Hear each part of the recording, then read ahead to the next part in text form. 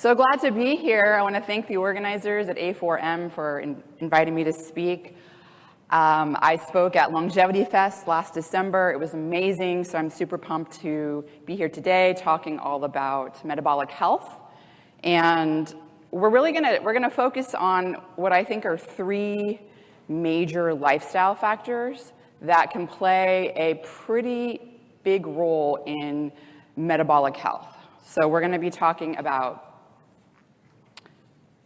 is this not working? All right. We'll be talking about high intensity interval training, which is a very time efficient way to get your heart rate up to improve insulin sensitivity, glucose homeostasis, glucose transport, mitochondrial function, and we're going to talk a little bit about exercise snacks that can be strategically timed and how that can play a profound role in glucose homeostasis. We're going to talk about circadian-timed eating, so why it's important to avoid late-night eating, what the effects of melatonin are on insulin, time-restricted eating, and circadian misalignment. And then we're going to jump into sleep and the profound metabolic effects of sleep restriction on metabolic health, as well as some behavioral changes that can be implemented to improve metabolic health.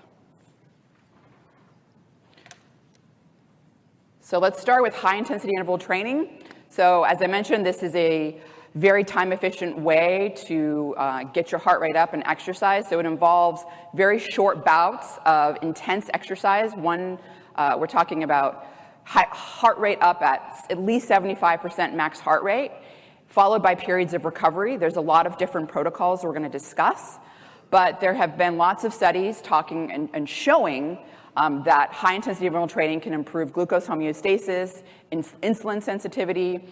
It also decreases fat mass, improves body composition, and enhances mitochondrial function.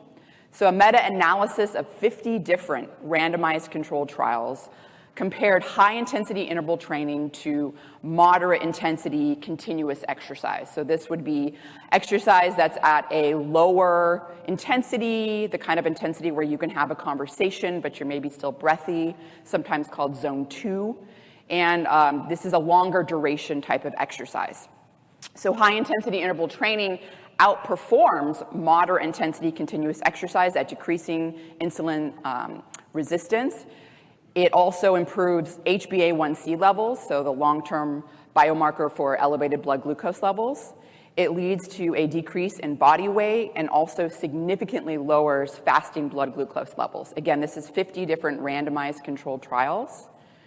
And another systematic review of many different randomized controlled trials has found that, again, high-intensity interval training outperforms moderate-intensity continuous exercise at improving cardiorespiratory fitness, improving diastolic and systolic blood pressure, improving HDL, triglycerides and fasting glucose, lowering oxidative stress, improving adiponectin and insulin sensitivity, as well as beta cell function to produce insulin.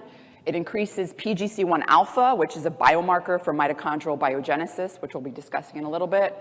And it also improves cardiac function, and this is all better than moderate intensity continuous exercise. So it really provides an opportunity for people to have a time-efficient way of improving metabolic health. And part of that is because when you get your heart rate up high, when you are putting in the effort, you're putting a strong stress on your mitochondria and your muscle, and your mitochondria are unable to produce energy quick enough to keep up with the demand. And so your muscle cells shift to using glucose as a source of energy through glycolysis.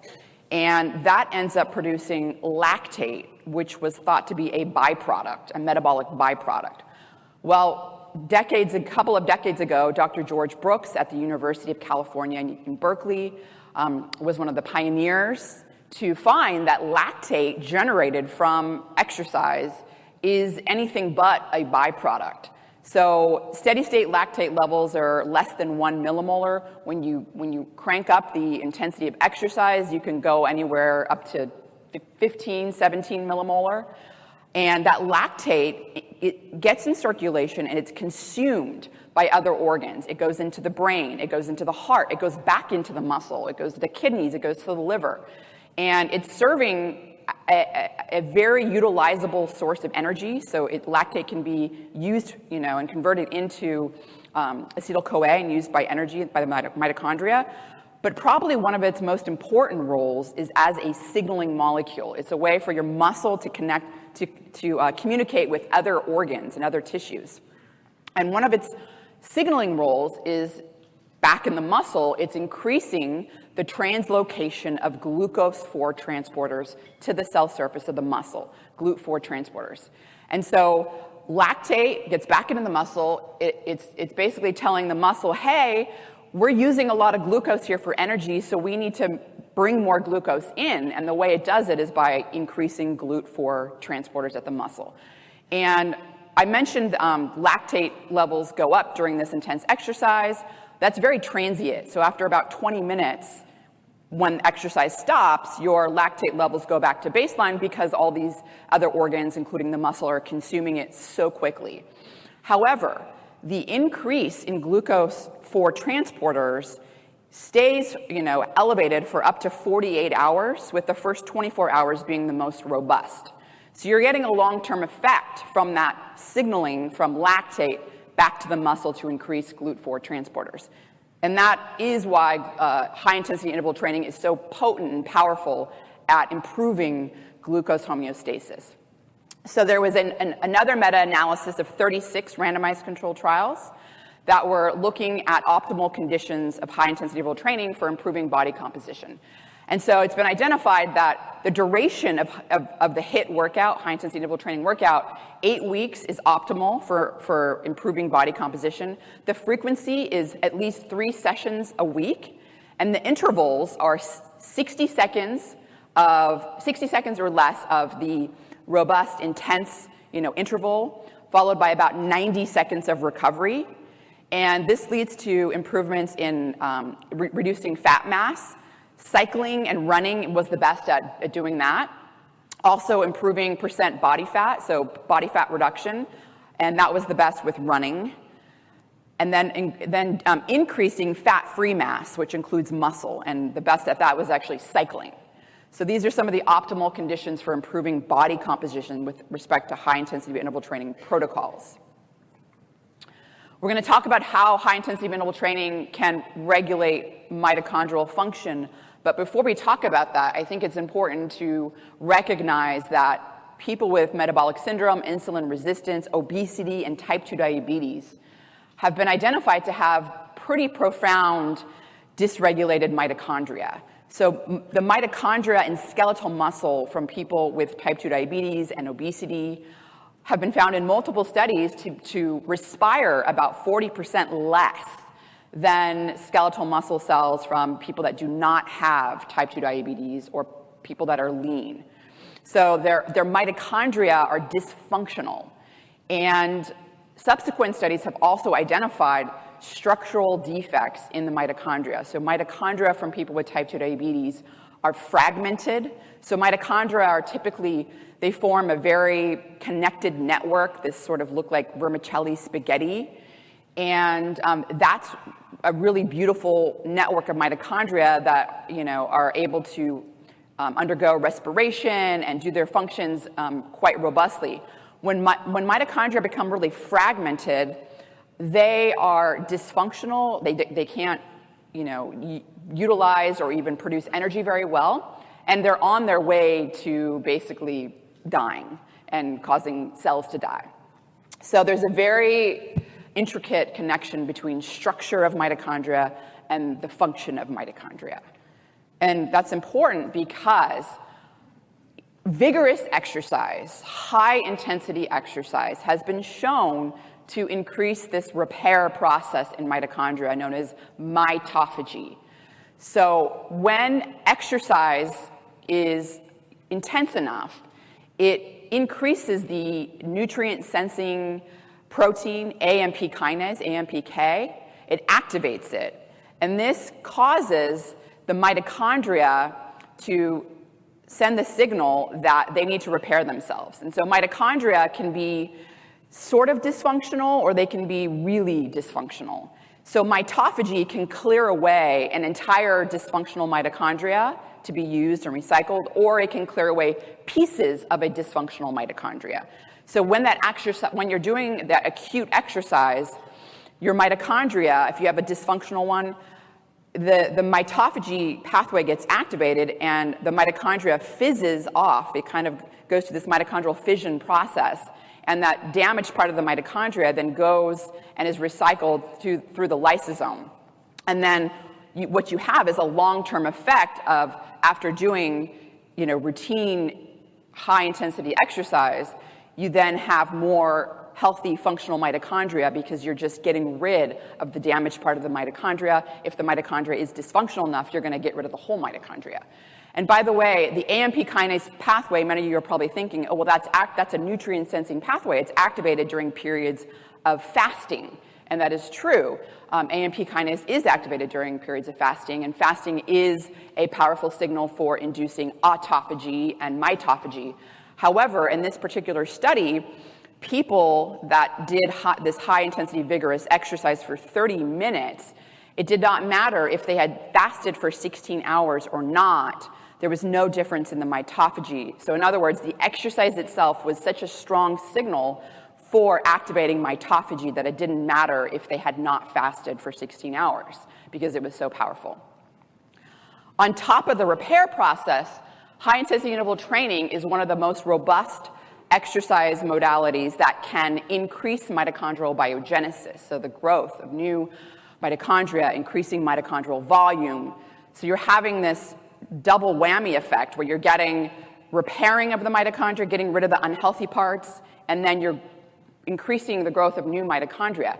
So one of the reasons high-intensity interval training is very good at increasing mitochondrial biogenesis compared to, let's say, moderate continuous exercise is because lactate that's generated from that vigorous exercise is a signaling molecule to activate the protein that very much regulates mitochondrial biogenesis in skeletal muscle, PGC1 alpha. So again, lactate is playing that signaling role. It's generated by the muscle, it's taken back up by the muscle, and then it's communicating with the muscle. It's saying, hey, we can't make energy fast enough because this exercise is so intense. We need more mitochondria to be able to do that. So it's an adaptation to the vigorous intensity exercise, and that adaptation is making more mitochondria, which is obviously very beneficial for not only people with type 2 diabetes, metabolic syndrome, obesity, but also everybody. So mitochondrial biogenesis improves energy efficiency in mitochondria, and also is associated with other benefits like decreased atrophy and improved exercise endurance as well. So there's a whole host of benefits with increasing mitochondrial biogenesis. So a lot of the high-intensity interval training protocols that were used in these systematic analysis and these meta-analyses were evidence-based HIIT protocols. So Tabata is one that's used. That's a 20-second on, 10-second off interval, 20 seconds at the highest intensity you can do. You're going all out, and then you're resting for 10 seconds, and that's repeated 8 times for a total of a 4-minute workout. In some cases, the Tabata protocol was repeated twice. The Wingate HIIT protocol is another very commonly used one, and that is a 30-second all-out sprint followed by 4 minutes of active recovery where you're low intensity, and then you do that 4 to 6 times. That's about a 20-minute or so workout. And then there's the conventional workout. It's the 1 minute on, 1 minute off. So you're going as intense as you can for 1 minute, and then you have 1 minute of very light active recovery, and then you repeat that 10 times. So that's a 20-minute workout. It is hard, but it's very, very effective at improving a variety of metabolic parameters. And then there's the clinical workout, also known as the Norwegian 4x4, which I like to call it because the Norwegian ski team often uses this HIIT protocol for their training. It's a 4-minute interval where you're going as intense as you can for 4 minutes, and then you have light recovery for 3 minutes. So you're going very, very light, getting your heart rate down, and that's repeated 4 times. So it's about a 25-minute workout.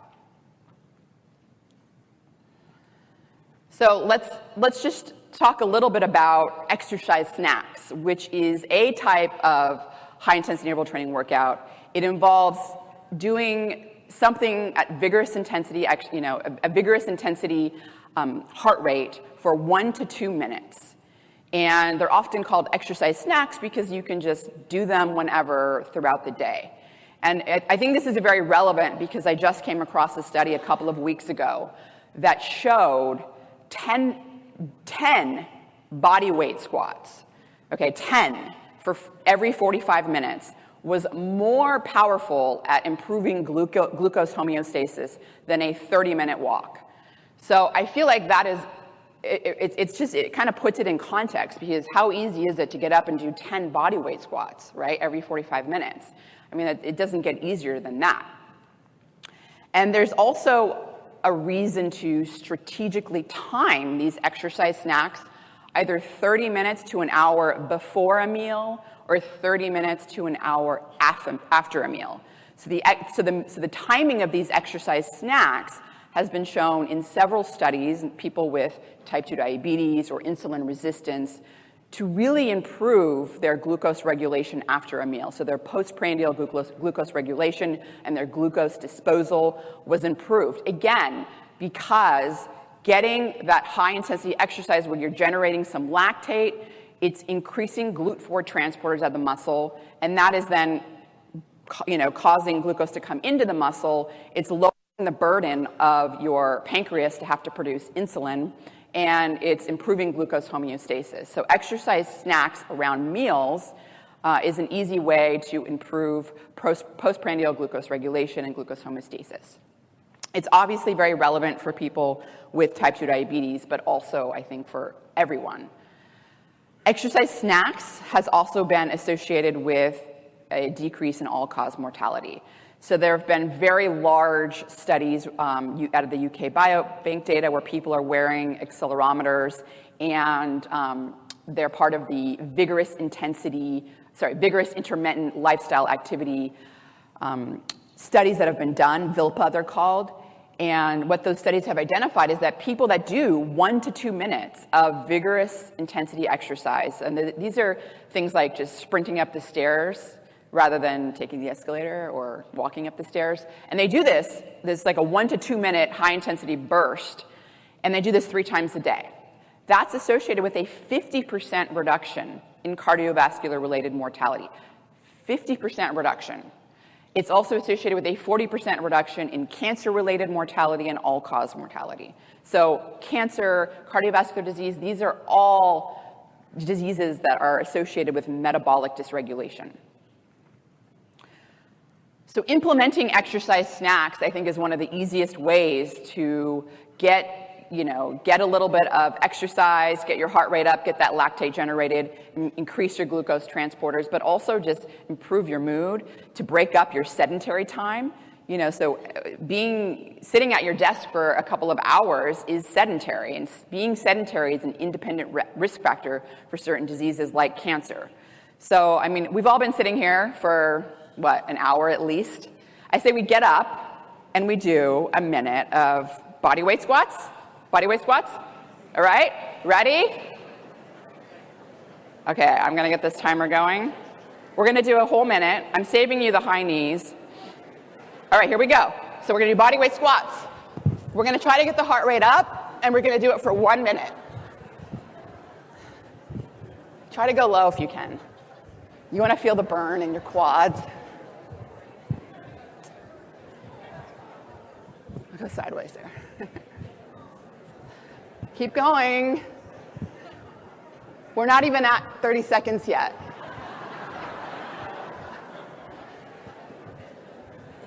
Okay, we're halfway. Are you guys getting your heart rate up? Are you feeling it? Woo!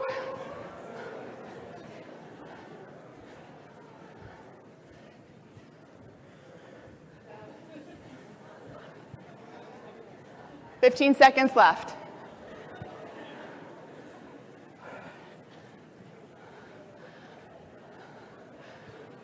5, 4, 3, 2, woo! All right. So, a little out of breath, feeling good, increase the blood flow to the brain, but more importantly, GLUT4 transporters. Okay, so we're going to shift gears, and we're going to talk a little bit about circadian meal timing. Whew, all right. Okay, so as everybody here knows about circadian rhythm, we're all diurnal creatures here, more active during the day, less active in the evening, right? Our metabolism is also on a circadian rhythm. We are more insulin sensitive earlier in the day, and later in the evening, less insulin sensitive. Part of that, so let me talk about a study that I think is pretty telling in terms of insulin sensitivity and glucose regulation throughout the day. So participants were given the same exact meals in the morning, in the afternoon, or in the evening. Okay, so same macronutrient composition, same caloric content, everything the same. And participants were much more insulin sensitive in their first meal, given in the morning, compared to their evening meal. And I think part of this has to do with our circadian rhythm, and as we get later in the day, melatonin. So back in like the early 2000s, about 2009, a lot of studies started coming out in the genetics world where the variation, a certain variation in the melatonin receptor 1B was identified to be a pretty high risk factor for developing type 2 diabetes and for having basically insulin dysregulation. So people were not producing insulin correctly. And it was very perplexing to scientists at the time because melatonin was thought to be just this hormone that is produced by the pineal gland that is regulating our sleep. It's quieting down our brain, telling us it's time to get sleepy, right? It's making us tired. Well, it turns out, after more studies started to investigate this, that we have melatonin receptors on our pancreas, on our pancreatic beta islet cells. And the melatonin receptors, the 1B receptors, are sensitive to melatonin. People with that gene variation had a hypersensitive receptor where little bits of melatonin were enough to really kind of activate it. And so it turns out melatonin is also quieting down our pancreas at night and telling our pancreas, we don't have to produce so much insulin. It's nighttime. We're not going to be eating. And so there's a systemic effect of melatonin, not only on our brain, but also on our other organs that are important for metabolism. And I think this is a really good reason to think about when you're going to have your last meal and why it is detrimental to engage in late night eating. So our bodies naturally produce melatonin about 3 or so hours before our natural bedtime. So it's a good rule of thumb to make sure that you have finished your last meal, you have finished eating before that time. So, before 3 hours before your natural bedtime. It's really just a good rule of thumb to kind of make sure you're done eating then. When you wake up in the morning, you're also still producing some melatonin for about the first hour. Now, bright light exposure can inhibit that, so it can hasten the clearance of the melatonin. But also, I think it's a good idea to wait about an hour after you first wake up before you start taking in your meal. So bright light exposure we'll talk about also is very important for regulating our circadian rhythm, and that's important for sleep. But generally speaking, I think just aligning your meals with your circadian rhythm, it makes sense when you think about the role of melatonin, in quieting down our brain and also our pancreas. It makes a lot of sense why you don't want to be eating late at night. So just as I think an aside here, having glucose levels in the normal range, but on the high normal range, so high normal glucose, was associated in UK Biobank data with higher incidence of atrophy in the hippocampus, so the part of the brain involved in learning and memory.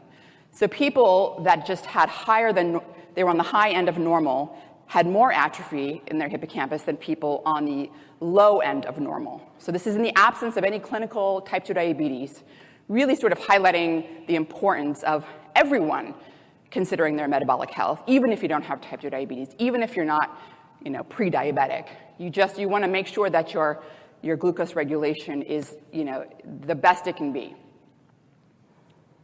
Circadian misalignment. Now, so many of you may have come from, like me, the West Coast, or perhaps Europe, and you're out of sync with your circadian rhythm. So circadian misalignment refers to when your natural internal clock is out of sync based on a behavioral pattern. So this is very common with jet lag.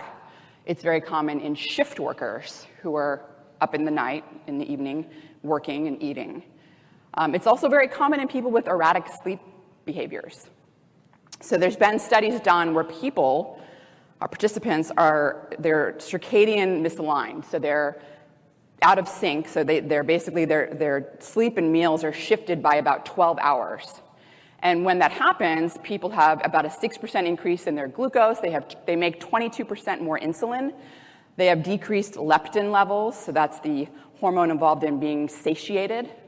And their postprandial glucose levels are in the pre-diabetic range, only by shifting their circadian clock by 12 hours. So it has a profound effect, being circadian misaligned. Exercise can help with that, especially high-intensity interval training, but also time-restricted eating. So time-restricted eating refers to eating all your food in a restricted window of time instead of just eating ad libitum, right, throughout the day. And typically, time-restricted eating is anywhere between 6 to 10 hours of an eating window, and the rest is fasting. There's been a lot of work done by Dr. Sachin Panda on time-restricted eating in shift workers. He's done some work on firefighters, showing these firefighters that are up all night, if they eat their food in a time-restricted eating window, 8 hours, 10 hours, that it improves their metabolic biomarkers.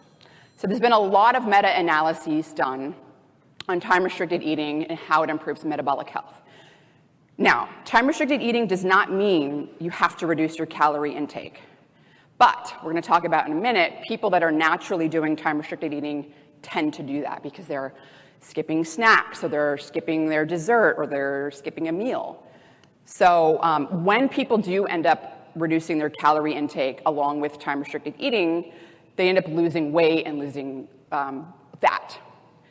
But independent of calories, so if they do not change their caloric intake, but they are practicing time-restricted eating, it can improve glucose regulation, insulin sensitivity, it can lower blood pressure, and so there's a lot of metabolic parameters that are improved with just the time-restricted eating.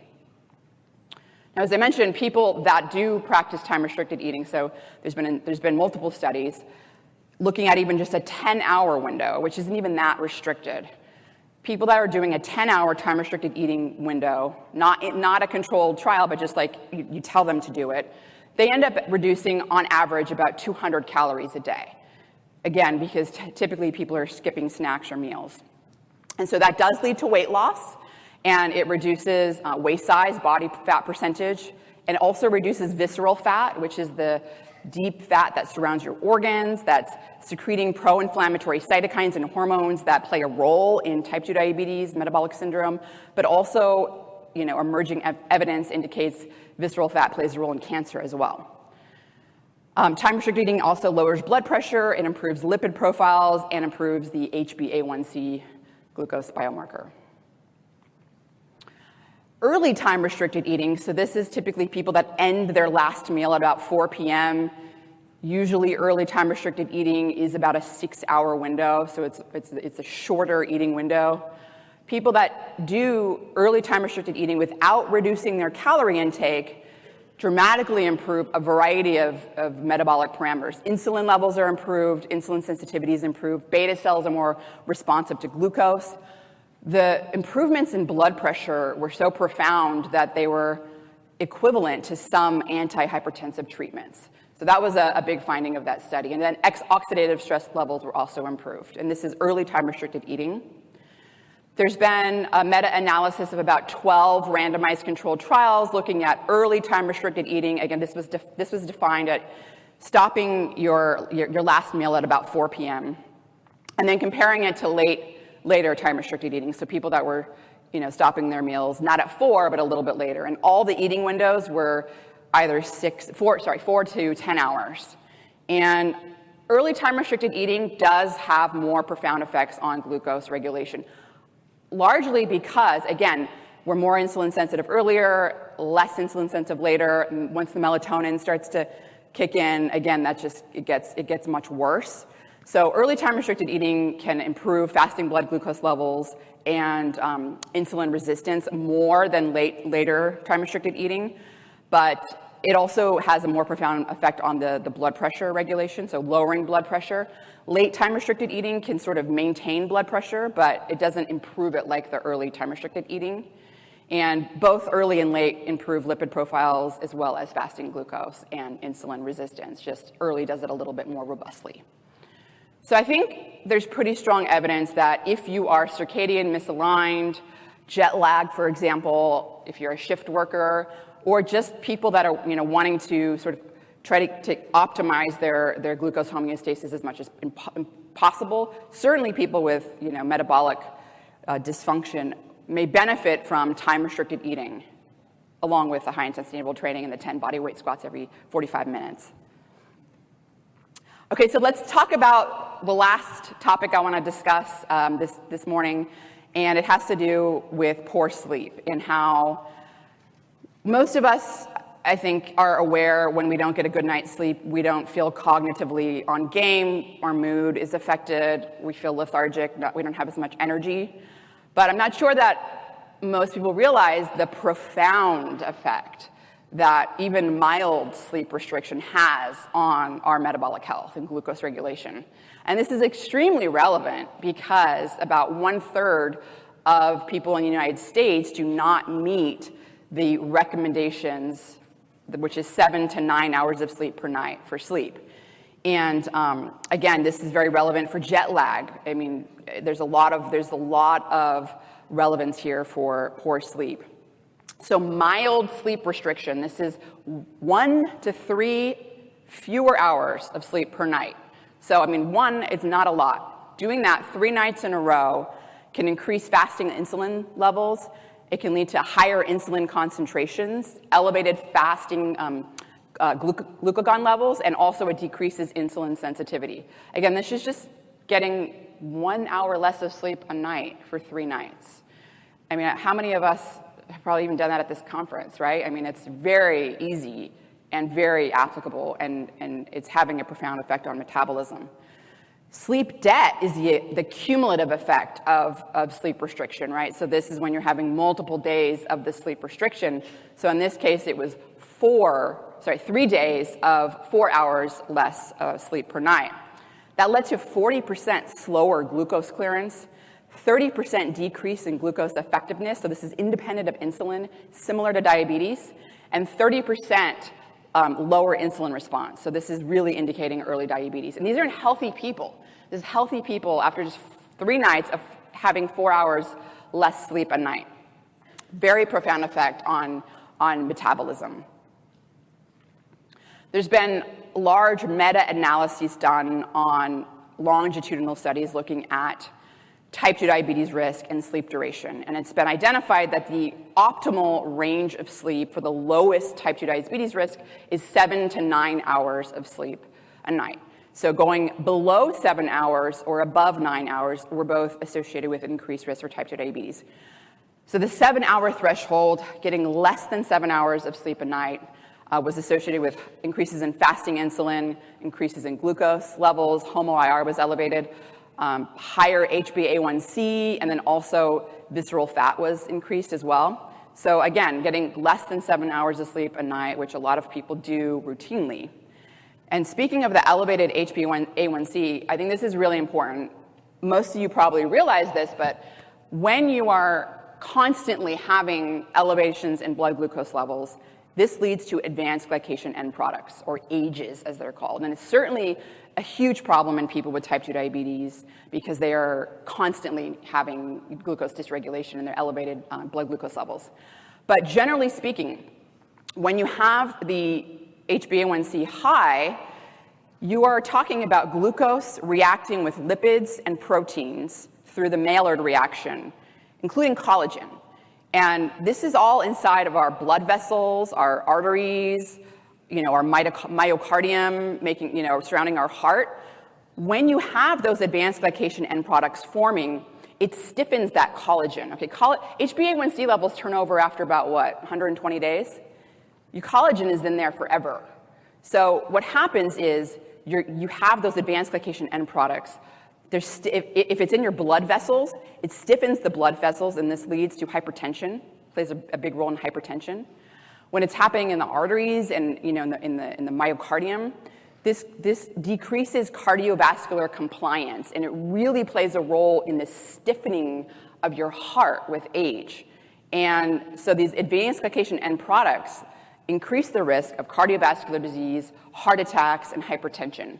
So having these elevations in your blood glucose levels and subsequently the HbA1c biomarker, which biomarks that, is so much more than just type 2 diabetes risk. It's cardiovascular health, and it's really a cumulative effect that plays a role as we age.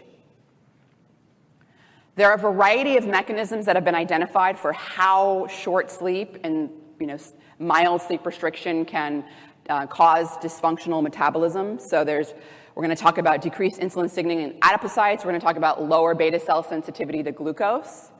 We're going to talk about impaired glucose absorption in muscle and liver, and then changes in satiety hormones. So there's been some studies looking at sleep restriction. This is about 4 hours of sleep a night for 4 days. It decreased insulin signaling in adipocytes by 30%. So, your adipocytes are one of the major sinks, aside from muscle, for glucose disposal, right? Storing it as fat, for energy. But a 30% reduction in cellular insulin signaling in adipocytes is, you're talking about, these are in healthy people. This is like a healthy person immediately becoming obese or immediately becoming type 2 diabetic after just 4 days, right, of sleep restriction. So it's very profound in terms of metabolic health. Sleep loss, so mild sleep loss even, it does promote an obesogenic profile. And so a lot of work has been done out of Eve Van Couter's lab, and she's looked a lot at these hunger hormones, satiety hormones. So after 2 days of 4 hours less sleep, leptin levels go down. So people are not feeling satiated by their food because leptin regulates satiation. And their ghrelin levels increase. So it's a double whammy.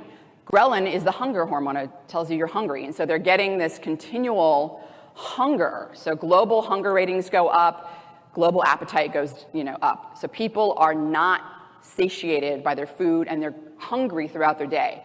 And again, Eve Van Couter's work has shown that people eat more, so they're consuming foods and have cravings for processed foods, highly refined sugars, salty foods, processed fats and fatty foods. So they're eating up to 45% more of those processed unhealthy foods, and their hunger ratings are 24% higher. So they're eating even more than they would if they were getting a good night's sleep. So I think it's pretty clear that sleep restriction, poor sleep, does cause dysfunctional metabolism. And so the question is, can you fix your sleep and improve metabolic health? So there's a couple of evidence-based ways we're going to talk about improving sleep. Both of them involve good sleep hygiene. So good sleep hygiene is really the foundation of good sleep. And there's a variety of factors that are like a checklist of it. And I didn't include all of them, but some of the main ones here are using light smartly. So bright light exposure, first thing in the morning, at least 30 minutes, is one of the most important ways to reset your circadian rhythm so that you become sleepy at a normal time. Very, very important for resetting circadian rhythm, but also important for stopping that melatonin production when you're first waking up, right? Also, avoiding bright light, blue light exposure in the evening after sunset, right? Blue light is what is inhibiting melatonin production in our eyes. It's through our eyes, actually not in our eyes, but it's inhibiting melanopsin, which then is involved in the signaling of producing melatonin to make us sleepy. And so you want to avoid blue light either by having light dimmers or different color lights, maybe red or orange. Also glasses you can wear to filter it out, but also really realize that screens are full of bright light, blue light as well. So turning down the screens, maybe avoiding screens at night is another good idea. Also making sure your room is dark, because there's been studies showing that even a little bit of ambient light coming in disrupts sleep. Managing temperature is important. So part of what melatonin is doing, besides making you sleepy, is it's lowering your core body temperature. And this is part of the circadian rhythm. It's important for good sleep. And so you want to make sure you're not sleeping in a really hot room. And there's many ways that you can obviously maintain your bedroom temperature. Optimizing meal timing is also important. So in addition to the importance of avoiding eating, like 3 hours before your bedtime because of melatonin production, it also improves your sleep. So this has actually been some work by Dr. Sachin Panda at the Salk Institute as well. He's identified from large studies that he's done that people that stop eating at least 3 hours before their bedtime sleep better. And that's also partially because you're not digesting. I mean, digesting is it's an energy consuming process, right? That's happening while you sleep. So it makes sense that it would also disrupt sleep somewhat. Regular exercise. So again, these are all tied together. So the exercise is also a very powerful Zeitgeber. So, just routine exercise is also really important for resetting the circadian rhythm and helping you just get on that rhythm and go to bed at a normal time. And then monitoring caffeine intake. Caffeine shifts the circadian clock by 45 minutes. So if you're drinking a cup of coffee, that's 45 minutes of a circadian shift. And then you have another cup of coffee, that's 45 minutes of a circadian shift, right? And so you're going to be going to bed hours later if you're drinking 4 cups of coffee, particularly if it's, afternoon. Obviously, there's a lot of individual variation between the way we metabolize caffeine. So yeah, there's some individual variation, but generally speaking, it still shifts circadian rhythm by about close to an hour. So sleep extension is one of the evidence-based ways that's been shown to improve sleep, and this involves really just adjusting your bedtimes to increase the sleep time, so either going to bed earlier or sleeping in, both of those. It also involves a lot of consultations with sleep experts and then sleep hygiene recommendations like we just discussed. And so there's been meta-analyses looking at sleep extension in people that are short sleepers, so they're getting fewer than 7 hours of sleep per night. And when they undergo this type of behavioral change, when they're engaged in sleep extension, for every hour additional that they're sleeping per night, they improve their insulin sensitivity, regardless of their body weight. They improve and normalize their hormones, leptin and ghrelin. They have reduced appetite, right? They're not getting so hungry. Their sugar intake goes down, and their caloric reduction goes down, and they lose weight. So all these things, of course, the sugar intake and the reducing the calories, it's all regulated by the satiety hormones, which again, if you're increasing your sleep, you can basically flip that switch to kind of help regulate them back and normalize them back. The other type of evidence-based way of improving sleep is a certain type of cognitive behavioral therapy for insomnia, CBT-I. This is probably one of the most used, well-known, and effective ways to improve insomnia. It involves a variety of factors I'm not going to go in depth on, but stimulus control is the main one. So that means the bed is only associated with sleep. So no watching TV in your bed, no scrolling on your phone, no doing anything screens on your bed. Bed is for sleeping only. So that's stimulus control. It involves sleep restriction, which is a little ironic, paradoxical, but so that means if you're laying in your bed and you're tossing and turning and you're up for an hour or 2 or 3, it means getting out of your bed, and going into another room, dark room, like your living room, couch, and laying there, and you do some relaxation techniques that you learn about, and then wait till you get sleepy and then go back into the bed. So again, bed is for sleep only. It also involves implementing a variety of the sleep hygiene factors that we talked about, sleep education, and again, some relaxation techniques. So meta-analyses of CBT-I have also been shown to improve metabolic health in people with insomnia, including improved HbA1c, improved blood pressure. Of course, their sleep quality and insomnia factors and all those things improve as well. So it's pretty clear that people that have poor sleep, that have insomnia, that are short sleepers, if they work on fixing their sleep, they improve their metabolic health. But there are situations where it is challenging to sleep longer, to sleep in, to do all these things, because maybe you're a new parent, right? And you have to wake up, and your sleep will be compromised. There's absolutely nothing you can do because of it. There's other things as well, right? I mean, jet lag, things like that. So there is another way to improve metabolic health, even when you're not sleeping optimal, and that takes us full circle back to the beginning of the talk with high-intensity interval training. So high-intensity interval training has shown to be a very robust way to improve metabolic health when you are sleep restricted. So there's been studies that have shown that high-intensity interval training, if you do 3 sessions over 5 days of also being sleep restricted, so sleeping 4 hours less a night, you can still improve your circadian rhythm, you can still improve your glucose tolerance, your mitochondrial function, and biomarkers of mitochondrial function and mitochondrial biogenesis.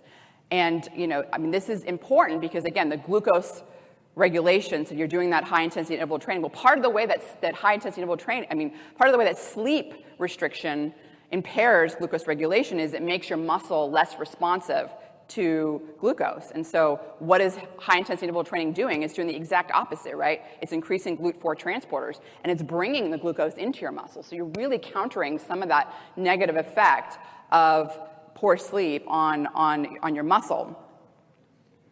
Even doing high-intensity interval training before you know you're going to be sleep restricted. So I got on my Peloton yesterday. I went hard right before I got on my flight from California. I knew I was going to lose some sleep because it's 3 hours ahead in Florida. Doing high-intensity interval training before you're going to be sleep restricted still mostly rescues the high blood glucose and acute insulin resistance that's caused by sleep restriction. So yet again, just really important with respect to tools that we have at our disposal to help mitigate some of the effects of chronic sleep loss or even acute sleep loss, both. A lot of those protocols, again, are the ones we've discussed, the Tabata, the Wingate, conventional 1 minute on, 1 minute off, and the Norwegian 4x4 HIIT protocol. A lot of HIIT protocols out there that people can do, or you just do your exercise snacks as well. That also has been shown to increase glucose homeostasis, as I mentioned, the 10 body weight squats. And I do want to mention one last study before we end on time, and that is, again, there's lots of data out there to be harvested from the UK Biobank data, and there's been studies that have identified people that sleep fewer than 7 hours or greater than 9 hours a night have a higher all-cause mortality. However, if those people are physically active and they're meeting the guidelines for physical activity, 75 minutes a week of intense, vigorous exercise, or 150 minutes a week of moderate intensity exercise, they do not have a higher all-cause mortality. They have the same mortality risk as someone that's getting good sleep.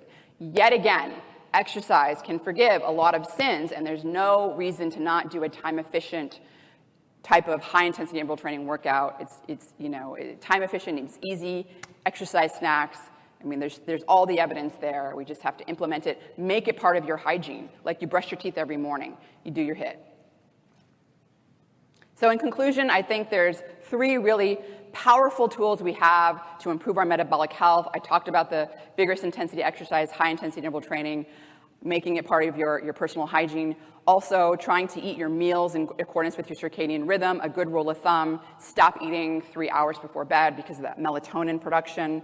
It's nice to have a pretty restricted time window, 8-10 hours.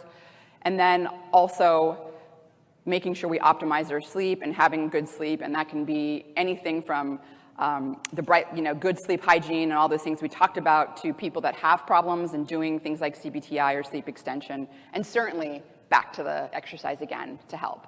And with that, thank you so much for staying here and listening to me talk for an hour. I hope you guys enjoy the rest of the conference, and thanks again.